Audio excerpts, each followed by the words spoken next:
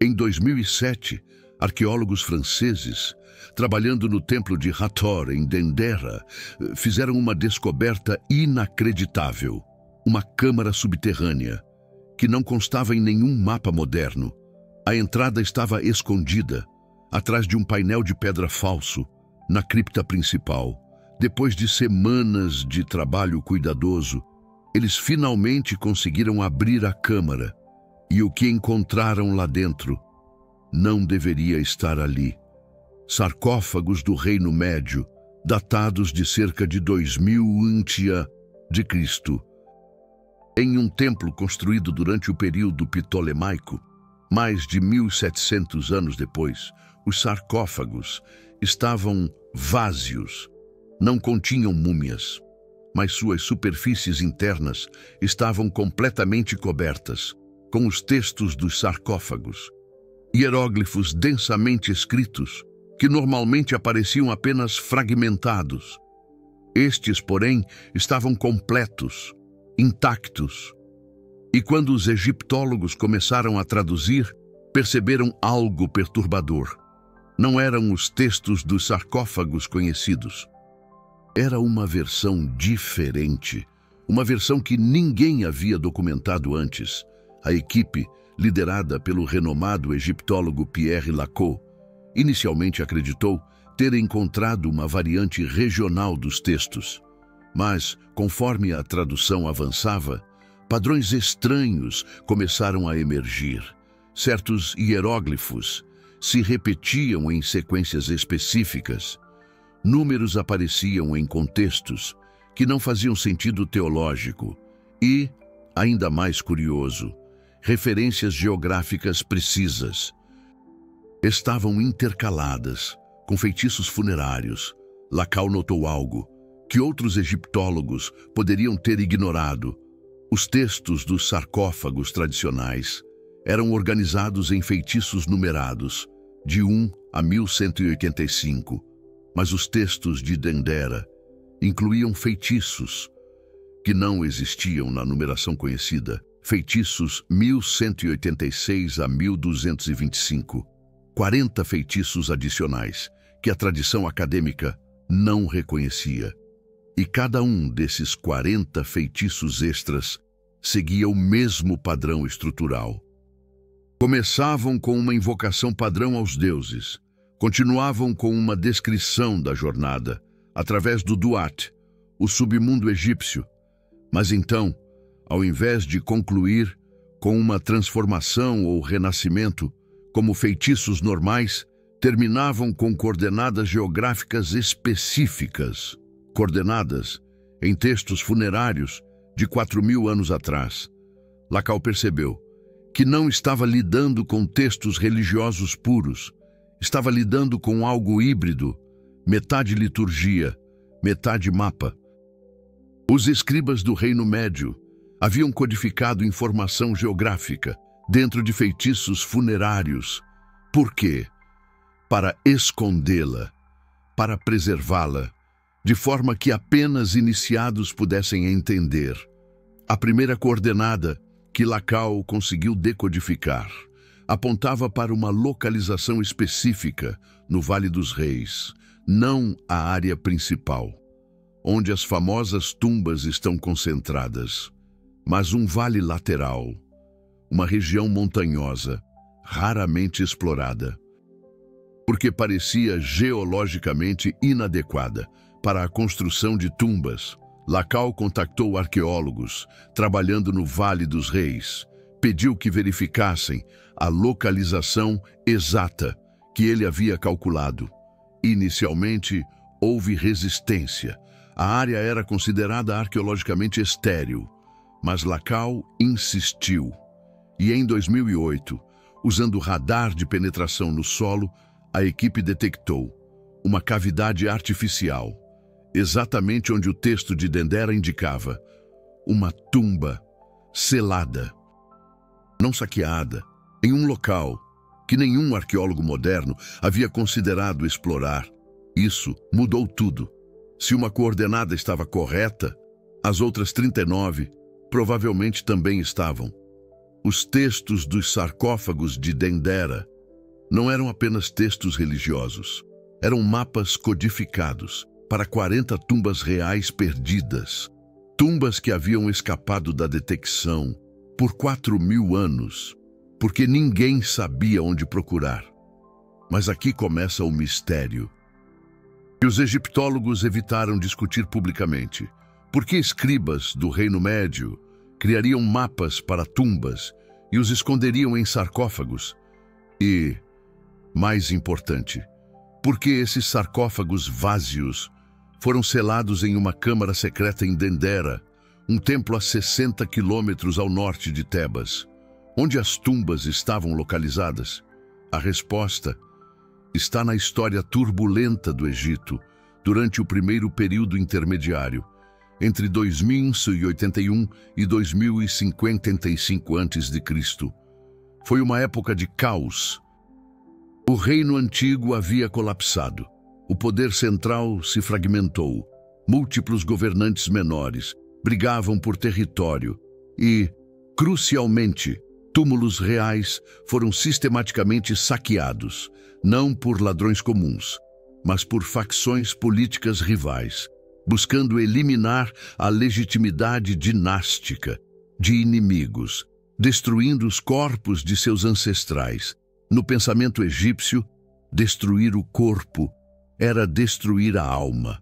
Sem um corpo preservado, o Ka e o Ba não podiam se reunir. A pessoa deixava de existir, não apenas fisicamente, mas metafisicamente. Portanto, destruir a múmia de um faraó rival era a forma suprema de apagá-lo da história. Não apenas matá-lo, mas desfazê-lo ontologicamente. Durante o primeiro período intermediário, gerações inteiras de faraós tiveram seus corpos destruídos, suas tumbas saqueadas, não por tesouros, mas por aniquilação ritual. E quando o Reino Médio finalmente restaurou a ordem, sob a Sunzi dinastia, por volta de 2055 a.C., os sacerdotes enfrentaram um problema devastador. Dezenas de tumbas reais haviam sido violadas, múmias destruídas, mas algumas tumbas haviam sobrevivido intactas, escondidas em locais remotos, protegidas por geografia ou sorte. Os sacerdotes sabiam onde essas tumbas sobreviventes estavam, mas agora enfrentavam um dilema. Como proteger essa informação? Se criassem registros óbvios, inimigos futuros poderiam usá-los para encontrar e destruir as tumbas sobreviventes, mas se não preservassem a informação, de forma alguma, futuros sacerdotes não saberiam onde as tumbas estavam. As tumbas seriam eventualmente esquecidas e os faraós dentro delas ficariam sem oferendas funerárias, condenados à fome eterna, no além. A solução foi genial e desesperada: codificar as localizações dentro de textos religiosos, especificamente dentro dos textos dos sarcófagos. Estavam sendo compilados exatamente naquele período, mas não nos textos principais, que seriam amplamente copiados. Nos textos secretos, que apenas certos sacerdotes conheciam, e então esconder esses textos secretos em um local seguro, não em Tebas, onde as tumbas estavam, porque Tebas era uma zona de conflito político, mas em Dendera, um dos centros de culto mais antigos e respeitados do Egito.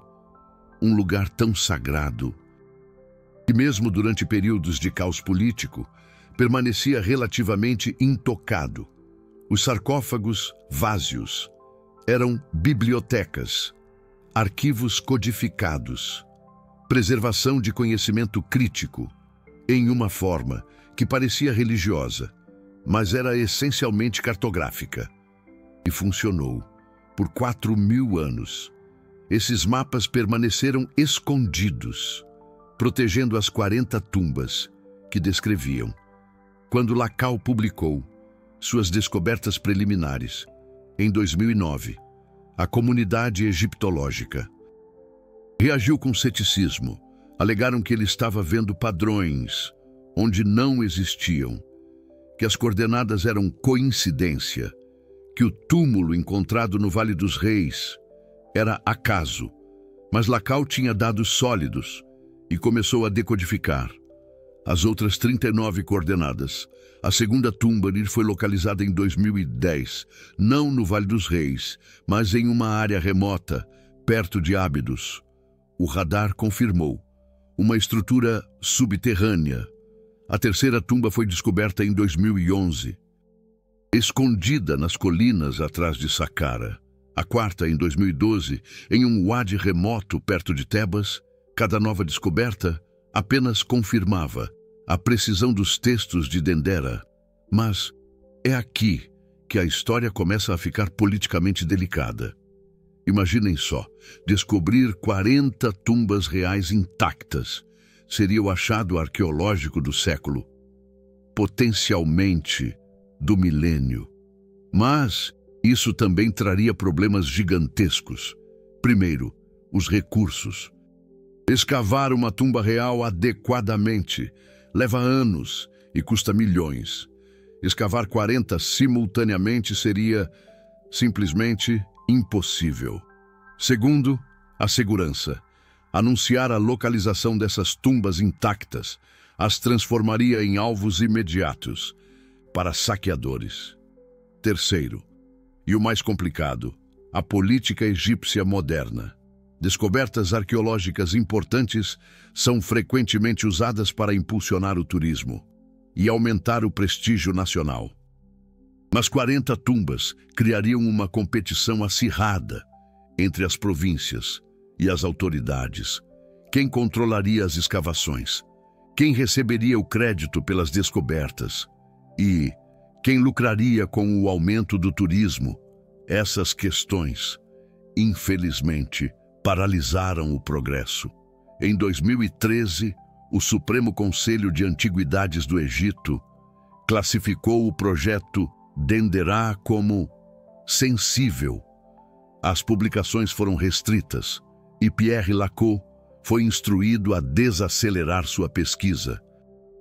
Oficialmente, para proteger os sítios arqueológicos, não oficialmente, para dar tempo para as autoridades decidirem como gerenciar essas descobertas do ponto de vista político. Mas a informação vazou. Arqueólogos amadores começaram a usar os dados publicados por Lacan para procurar as tumbas por conta própria. Em 2015, 2 britânicos foram presos perto de Ábidos, com equipamentos de radar, tentando localizar uma das tumbas. Em 2017, uma equipe clandestina chinesa foi interceptada escavando ilegalmente em um wadi perto de Luxor. O Supremo Conselho endureceu as restrições. Pierre Lacan foi efetivamente impedido de publicar novas descobertas. As coordenadas completas jamais foram tornadas públicas e, gradualmente, um silêncio se estabeleceu sobre o projeto. Artigos acadêmicos pararam de aparecer. Conferências sobre o assunto foram canceladas. O achado do século foi enterrado em burocracia e política, mas arqueólogos que trabalharam no projeto ainda falam em particular, e o que eles revelam é fascinante. Das 40 coordenadas originais, 27 foram verificadas usando técnicas não invasivas, 27 tumbas confirmadas. E o padrão que emergiu é surpreendente. Todas as 27 tumbas verificadas pertencem a faraós específicos do primeiro período intermediário e do início do Reino Médio. Governantes cujos túmulos nunca foram encontrados, reis conhecidos apenas por listas dinásticas fragmentadas. Alguns desses nomes aparecem apenas em inscrições parciais, mas os textos de Dendera não apenas indicam onde eles estão enterrados, eles indicam suas identidades completas, nomes de coroação, nomes de nascimento e anos de reinado. Isso significa que os textos de Dendera preservam muito mais do que simples mapas. Eles preservam a história completa de dinastias que foram parcialmente apagadas da história. São um arquivo histórico, codificado, em liturgia funerária. E o que esse arquivo revela contradiz várias suposições sobre a cronologia egípcia estabelecida. Por exemplo, um dos feitiços codificados descreve a tumba de um faraó chamado Neferkare III. As cronologias aceitas reconhecem apenas 2 faraós, com o nome Neferkare. Mas o texto de Dendera indica que houve um terceiro, governando por 11 anos, durante um período de fragmentação política. Sua tumba, segundo as coordenadas, está em um vale não mapeado, perto de Dara. Outro feitiço descreve a tumba de uma rainha, que governou independentemente durante 19 anos. Não uma rainha consorte, uma governante plena. Mas não Hatshepsut, que é famosa. Esta é uma rainha anterior, da Unzi dinastia, cujo nome foi apagado dos monumentos. Mas preservado, nos textos codificados, Neferu-Nebti, sua tumba, segundo Dendera, está escondida nas colinas, atrás de Tebas. Mas como exatamente? Pierre Lacau decodificou essas coordenadas? Este é um aspecto técnico, fascinante, que revela a sofisticação surpreendente dos escribas antigos. Os hieróglifos que formam as coordenadas não são números diretos, são descrições geográficas, codificadas, usando simbolismo astronômico e religioso. Por exemplo, um feitiço diz: quando Ra está em seu zênite, no dia do nascimento de Horus, caminhe da boca de Hathor, até onde a sombra do Djed de Osíris toca o solo. Conte 300 cúbitos, em direção ao nascimento de Sótis. Cave onde o chacal de Anubis marca a entrada. Lacau precisou decodificar cada elemento. Ra em seu zênite no dia do nascimento de Horus. Significa meio-dia, no solstício de verão, boca de Hathor. Refere-se à entrada principal do templo de Hathor em Dendera. Sombra do Djed de Osíris significa direção norte, usando um obelisco como gnomon. 300 cúbitos, são aproximadamente 157 metros. Nascimento de Sótis é a estrela Sirius, indicando a direção leste-nordeste. E chacal de Anubis marca a entrada. Provavelmente se refere a uma formação rochosa específica, que se assemelha à cabeça de um chacal. Seguindo essas instruções, precisamente, Lacau calculou uma localização que, quando verificada com radar, revelou uma estrutura subterrânea artificial. Esta metodologia funcionou para 27 das 40 coordenadas. As outras 13 ainda não foram verificadas, não porque as coordenadas estejam erradas, mas porque as áreas são politicamente inacessíveis ou tecnicamente difíceis de escanear. O que fascina os arqueólogos é a precisão. Escribas do Reino Médio, há 4.000 anos, criaram um sistema de navegação que permanece funcional até hoje. Eles entendiam de geometria, astronomia e topografia em um nível que muitos assumiam ser impossível para a época. Ou, mais provavelmente, esse conhecimento sempre existiu, mas foi preservado apenas por elites sacerdotais e raramente documentado, de formas que sobreviveram ao tempo. Há ainda outra camada de sofisticação. Nos textos de Dendera, cada feitiço codificado Inclui não apenas as coordenadas, mas também uma descrição do conteúdo da tumba, não um inventário completo, mas indicações suficientes para identificar o ocupante e estimar sua importância. E essas descrições revelam um padrão intrigante. Das 27 tumbas verificadas, 19 pertencem a faraós menores ou governantes regionais, do primeiro período intermediário, reis que controlavam apenas uma ou duas províncias, governantes cujos reinados duraram poucos anos, figuras que a história oficial mal menciona. Por que preservar as localizações dessas tumbas? A resposta está na teologia política egípcia. No pensamento egípcio, a continuidade divina dependia de uma cadeia ininterrupta de faraós. Cada faraó era uma manifestação de Horus, filho de Osíris. Se essa cadeia fosse quebrada, se gerações inteiras de faraós fossem apagadas, a ordem cósmica, Ma'at, seria comprometida. Durante o primeiro período intermediário, múltiplas linhagens faraônicas competiam simultaneamente. Cada uma alegava ser a continuação legítima do reino antigo. Quando o reino médio consolidou o poder, precisou de uma forma de reconciliar essas linhagens rivais. A solução foi reconhecer todos como faraós legítimos, mesmo que governassem apenas territórios pequenos. Preservar as tumbas desses faraós menores não era apenas arqueologia, era teologia. Era garantir que a cadeia divina permanecesse intacta, que Ma'at fosse preservada, que a ordem cósmica não colapsasse devido a lacunas na sucessão faraônica.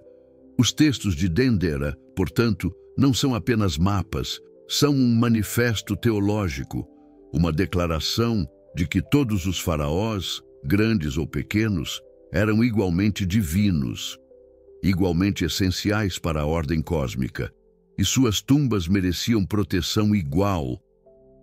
As 8 tumbas restantes verificadas pertencem a uma categoria diferente. Não são de faraós, são de sumos sacerdotes e escribas reais de alto escalão, pessoas que nunca teriam túmulos reais normalmente. Por que incluí-las entre os faraós? Pierre Lacau acredita ter encontrado a resposta em um dos feitiços codificados. O feitiço 1207 descreve a tumba de um escriba chamado Amenemhat, mas não é um escriba comum. O texto diz: aquele que escreveu as palavras que preservam os reis, aquele cujas mãos criaram a imortalidade. Amenemhat foi o escriba principal responsável por compilar os textos dos sarcófagos. Ele criou o próprio sistema de preservação que os textos de Dendera usam, e como reconhecimento, sua tumba foi incluída entre as tumbas reais. Ele ganhou a imortalidade através das palavras que escreveu. Este padrão se repete. Cada uma das 8 tumbas não reais pertence a alguém que contribuiu significativamente para a preservação do conhecimento ou a continuidade dinástica. Um sumo sacerdote que escondeu múmias reais durante saques. Um arquiteto que projetou tumbas secretas. Uma sacerdotisa que preservou rituais durante períodos de caos. Os textos de Dendera revelam uma hierarquia diferente da que nos foi ensinada. Não uma hierarquia baseada apenas em linhagem ou poder político, mas uma hierarquia baseada em sua contribuição para a preservação da ordem cósmica. E nessa hierarquia, o escriba que preserva o conhecimento pode ser tão importante quanto o faraó que governa as terras. Em 2016, uma das tumbas não reais foi discretamente escavada, não publicamente anunciada. Equipe pequena, trabalho secreto, resultados não publicados. Mas membros da equipe falaram informalmente. E o que encontraram foi extraordinário. A tumba pertencia a uma sacerdotisa chamada Iset Neferet. Os textos de Dendera a descrevem como aquela que manteve a chama quando os templos foram fechados. Durante o primeiro período intermediário, muitos templos perderam financiamento. Sacerdotes foram dispersos, rituais cessaram. Mas Iset Neferet, segundo o texto, manteve os rituais funerários para os faraós mortos, mesmo quando não havia recursos oficiais. Ela usou sua fortuna pessoal, treinou sacerdotes secretamente, preservou tradições que teriam sido perdidas. Sua tumba, quando aberta, continha não apenas seu corpo mumificado, mas uma biblioteca completa de textos religiosos, papiros cuidadosamente preservados, cópias de rituais que não sobreviveram em nenhum outro lugar. Conhecimento que ela salvou da destruição através de sua dedicação pessoal. E aqui está o detalhe mais comovente. Ao lado de seu sarcófago havia uma inscrição que não aparece em nenhum outro túmulo conhecido. Dizia: ela dormiu sem honra em vida, mas desperta com honra eterna. Os escribas que a enterraram reconheciam que seu trabalho não foi apreciado durante sua vida, mas garantiram que seria lembrado para sempre. Este é o espírito que permeia os textos de Dendera. Não são apenas mapas frios ou listas burocráticas. São o testemunho de pessoas que sacrificaram tudo para preservar a cultura. O conhecimento, a ordem contra o caos, e os escribas do Reino Médio que criaram esses textos entendiam profundamente o que estavam preservando. Há um aspecto final dos textos de Dendera que os egiptólogos debatem intensamente. Os 40 feitiços codificados não são aleatórios. São organizados em uma sequência deliberada. E essa sequência conta uma história. Os primeiros 10 feitiços descrevem as tumbas de faraós do fim do Reino Antigo. Governantes cujos reinados marcaram a transição do esplendor para o caos. Os próximos 15 descrevem as tumbas de reis menores do primeiro período intermediário, cada um lutando para manter a ordem em pequenos territórios. Os seguintes 10 descrevem as tumbas dos reunificadores, os governantes da 11 dinastia que gradualmente restauraram a unidade. E os últimos 5 descrevem as tumbas das pessoas que preservaram o conhecimento durante o caos. Escribas, sacerdotes, arquitetos, aqueles que trabalharam nas sombras enquanto os reis lutavam. A sequência conta a história de colapso, fragmentação e eventual reunificação, mas também conta a história de resistência cultural, de pessoas comuns que se tornaram extraordinárias através de sua dedicação à preservação. É uma narrativa de esperança, uma mensagem de que mesmo nos tempos mais sombrios, o conhecimento e a ordem podem sobreviver através do esforço individual. Esta é a mensagem que os escribas do Reino Médio quiseram preservar. Não apenas as localizações de tumbas, mas uma lição sobre resiliência, sobre o valor de preservar o conhecimento, sobre o heroísmo de manter as tradições vivas quando tudo conspira para destruí-las, e o método que escolheram, codificar essa mensagem em textos funerários e escondê-la em sarcófagos vazios em uma câmara secreta, garante que apenas aqueles dedicados o suficiente para procurar a encontrarão. Não é conhecimento para as massas, é conhecimento para iniciados, para aqueles que valorizam a preservação acima da conveniência. Hoje, em 2025, os textos de Dendera permanecem parcialmente secretos. As 40 coordenadas completas nunca foram publicadas publicamente. Apenas egiptólogos, com acesso a arquivos restritos do Supremo Conselho de Antiguidades, têm a versão completa. E mesmo entre esses privilegiados, poucos tentam decodificar as coordenadas restantes. Por quê? parcialmente por respeito à decisão do Conselho de proteger os sítios até que recursos adequados estejam disponíveis. Parcialmente por reconhecimento de que anunciar 40 tumbas reais intocadas criaria um frenesi que tornaria as escavações científicas impossíveis. Mas também alguns egiptólogos admitem em privado, por um senso de que esses textos merecem continuar protegidos, não por superstição, mas por reconhecimento de que o conhecimento que levou 4.000 anos para ser revelado talvez deva ser tratado com reverência. Que apressar a revelação completa seria desrespeitar a dedicação de gerações de escribas e sacerdotes que preservaram esses segredos através de milênios de caos e mudança. Esta posição é controversa. Outros egiptólogos argumentam que o conhecimento arqueológico pertence à humanidade, que escondê-lo, mesmo por razões nobres, é censura. Que a ciência exige transparência total. O debate continua, sem uma resolução clara. Mas uma coisa é certa: as 13 tumbas ainda não verificadas esperam. As coordenadas foram decodificadas. As localizações foram calculadas, mas por razões políticas, logísticas ou filosóficas, permanecem não confirmadas. 13 faraós, governantes, sacerdotes, escribas, dormem em tumbas que os escribas do Reino Médio marcaram em mapas codificados há 4.000 anos, esperando.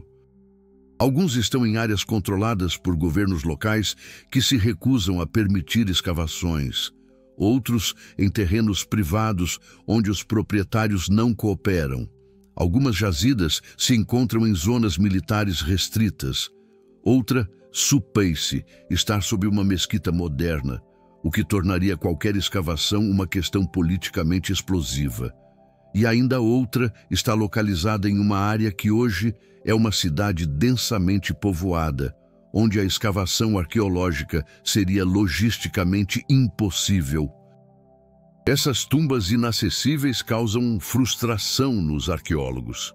Imagine saber exatamente onde uma tumba real intacta está localizada, mas não poder sequer tocá-la. É como ter o mapa de um tesouro, mas estar preso do lado errado de um muro intransponível. E esse muro não é físico, é político, cultural, burocrático. Em 2020, durante a pandemia, quando o turismo parou e a atenção global estava distraída, houve uma tentativa secreta de escavar uma dessas tumbas inacessíveis. Uma equipe pequena, trabalho noturno, sem anúncios. A tumba estava em uma área remota perto de Fayum. As coordenadas de Dendera indicavam a tumba de um faraó regional chamado Quete IV, da X-dinastia, que governou por volta de 2100 a.C. A escavação progrediu rapidamente. Em 3 noites, a equipe expôs a entrada selada, mas antes que pudessem abri-la, foram descobertos. Não pelas autoridades egípcias oficiais, mas por guardiões locais. Beduínos que controlam as terras naquela área há gerações. O confronto foi tenso. Os arqueólogos argumentaram que estavam fazendo um trabalho científico. Os beduínos argumentaram que a tumba estava em suas terras e que seus ancestrais a protegiam há séculos. O impasse foi resolvido quando um dos anciões beduínos revelou algo surpreendente. Ele sabia sobre a tumba. Eles sempre souberam, por gerações. As famílias beduínas naquela região contavam histórias sobre uma tumba selada nas colinas. Histórias que incluíam advertências para nunca abri-la, não por superstição sobre maldições, mas por instruções deixadas por escribas antigos. O ancião mostrou aos arqueólogos uma inscrição em uma rocha próxima, hieróglifos desgastados, mas legíveis. Uma mensagem dos sacerdotes que selaram a tumba. Esta tumba permanecerá fechada, até que o Egito esteja unido novamente. até que a ordem seja restaurada, até que Ma'at reine. Apenas então, e apenas por aqueles autorizados pelos templos, esta tumba poderá ser aberta. Os arqueólogos ficaram atônitos. A inscrição era autêntica, datada do Reino Médio, e as famílias beduínas haviam preservado não apenas a localização da tumba, mas também as instruções de quando ela poderia ser aberta. Por mais de 4.000 anos, guardiões humanos protegeram o que os textos codificados haviam preservado. Este incidente revelou algo que os egiptólogos raramente consideram. A proteção do conhecimento antigo não é apenas função de textos e bibliotecas. É também função de tradições orais, de comunidades que passam a responsabilidade de geração em geração. Os textos de Dendera codificaram localizações, mas pessoas reais, vivendo na terra, preservaram os sítios físicos. A escavação foi cancelada. Os arqueólogos reconheceram que abrir a tumba contra instruções explícitas seria eticamente problemático, mas também reconheceram algo mais profundo. Talvez algumas tumbas devam permanecer fechadas, não para sempre, mas até o momento certo. E quem decide qual é o momento certo? No pensamento egípcio antigo, o tempo não era linear, era cíclico. Eras de ordem eram seguidas por eras de caos, que eram seguidas pela restauração da ordem. Os escribas que criaram os textos de Dendera viveram durante a transição do caos para a ordem. E suas instruções sobre quando abrir as tumbas refletiam esse entendimento cíclico. Abrir tumbas durante uma era de ordem, quando o Egito está estável, quando os recursos existem para fazer isso apropriadamente, quando o conhecimento será preservado e não explorado. Isso faz sentido teológico e prático.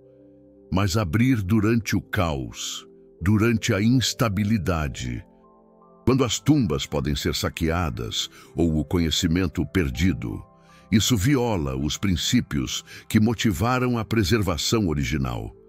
Egiptólogos modernos, formados em pensamento linear ocidental, lutam com essa perspectiva. Querem escavar agora. Querem publicar as descobertas imediatamente. Querem o progresso científico sem considerar se o momento é apropriado, segundo outros marcos. Mas o Egito não é apenas um objeto de estudo arqueológico. É uma civilização viva com continuidades culturais profundas e talvez mereça uma voz em como e quando seu passado é revelado. Os textos de Dendera preservaram 40 tumbas por 4.000 anos. 27 foram verificadas. 13 permanecem inacessíveis, por agora. E talvez isso seja apropriado. Talvez a preservação continue. Talvez os escribas do Reino Médio entendessem que o conhecimento verdadeiramente valioso precisa ser protegido. Não apenas da destruição, mas também da revelação prematura. Há uma questão final que os textos de Dendera levantam. Se os escribas do Reino Médio conseguiram codificar mapas de 40 tumbas em textos funerários, escondê-los em sarcófagos vazios e preservá-los por 4.000 anos, que outros conhecimentos podem estar similarmente codificados? Egiptólogos começaram a examinar outros textos antigos com um olhar novo. Textos das pirâmides, Livro dos Mortos, textos dos sarcófagos de outras fontes, procurando padrões numéricos, coordenadas geográficas, informação codificada escondida em plena vista. Em 2018, um pesquisador italiano alegou ter encontrado coordenadas astronômicas codificadas nos textos das pirâmides, coordenadas que supostamente indicam a localização da biblioteca perdida de Alexandria. A alegação não foi confirmada, mas mostra que os textos de Dendera abriram uma nova metodologia de pesquisa. Se textos religiosos podem conter mapas, talvez contenham outros tipos de informação codificada, conhecimento científico, fórmulas químicas, princípios matemáticos, registros históricos, tudo disfarçado como liturgia, preservado através de milênios, porque ninguém percebeu que não era apenas religioso. Esta possibilidade é simultaneamente animadora e assustadora. Animadora porque sugere que textos antigos que foram estudados por séculos podem ainda conter descobertas não reveladas. Assustadora porque significa que podemos ter ignorado conhecimento crucial simplesmente porque não soubemos procurar.